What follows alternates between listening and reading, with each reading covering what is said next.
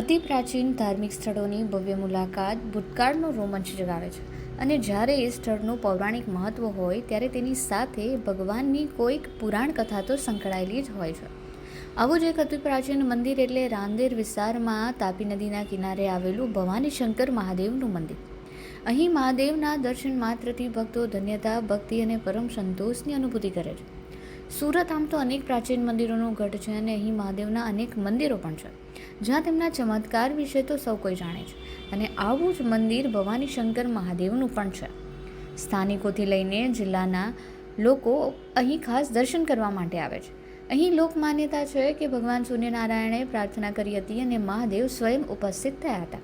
જોકે પાછા ફરતી વેળાએ મહાદેવે સૂર્યનારાયણ ભગવાનને જ્યારે કોઈ વરદાન માંગવા કહ્યું ત્યારે તેમણે મહાદેવને વિનંતી કરી હતી કે તેઓ મા પાર્વતી સાથે અહીં પ્રસ્થાપિત થાય અને બસ ત્યારથી જ આ મંદિર બન્યું હોવાનું લોકોનું માનવું છે. મારું નામ બિપિનભાઈ છે. લગભગ 45 થી 50 વર્ષથી હું આ મંદિરમાં આવું છું અને આ મંદિરને ટ્રસ્ટ રજિસ્ટ્રેશન 1953માં થયું હતું અને આજ સુધી અમે આ મંદિરનો વિકાસમાં સહયોગ આપી રહ્યા છે. પહેલા 2010માં મેં કથા કરાવેલી અને ત્યાર પછી અમને અવધૂત મહારાજ, વિશ્વનાથ અવધૂત મહારાજના આશીર્વાદથી અમે આ આજે જે છે જોઈ શકીએ છીએ એવું મંદિર બનાવેલું. આ મંદિર લગભગ 500 વર્ષ કરતાં વધારે પુરાણું છે. 16મી સદીમાં શિવાજી મહારાજના સેનાપતિ ભાવ મોરે અહીંયા છાવણી બનાવેલી એટલે એને માનવી ઓવરો કહેવામાં આવે છે. અને એ માનવી ઓવરો એમને થોડો અહીંયા સુધારા વધારા કરીને મંદિરને થોડુંક ઠીકઠાક કરેલું હતું. એટલે એ પહેલાંના ક્યારે છે સ્થાપના થઈ હતી અમને પોતાને પણ અત્યારે ઇતિહાસ ખબર નથી. કહેવાય છે કે પહેલાં અહીંયા વાનો લાંગરતા હતા અને એમાં દેશ વિદેશમાં સુરતની વસ્તુઓ જતી હતી. એ પ્રમાણે ત્યાંથી એવી વસ્તુ આવતી હતી. એના માટે અહીંયા 9 ટોક નીચે કિનારા પર બનાવવામાં આવેલી છે. એના ઉપરથી પ્રતીતિ થાય છે કે આ મંદિર કેટલું પુરાણું હશે.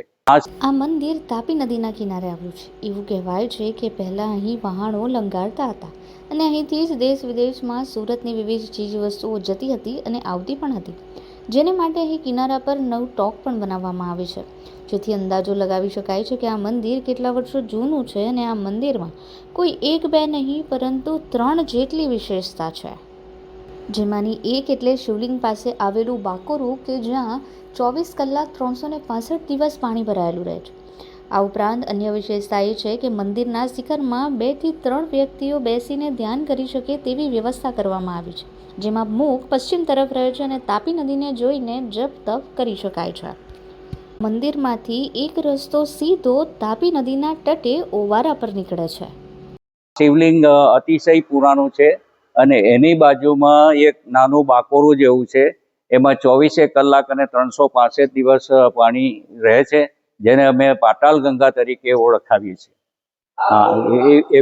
એવી કહેવત છે, વાર્તા છે પુરાણી કે અહીંયા સૂર્યનારાયણ ભગવાને પ્રાર્થના કરી હતી અને શંકર ભગવાન અહીંયા ઉપસ્થિત થયા હતા.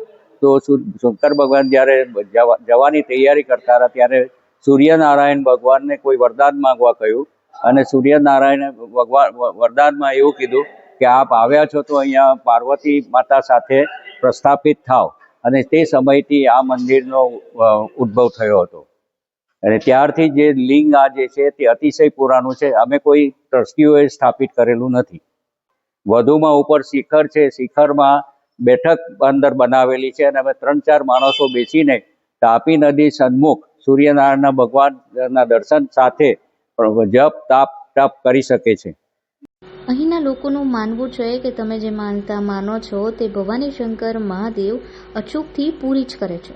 કેટલાય અનુભવ આવા તેમના ભક્તોને થયા છે અને એટલે જ 30 વર્ષથી વધુથી લોકો અહીં દર્શન કરવા માટે ખાસ આવે છે. મારું નામ વિનોદ રાય દારૂવાલા છે.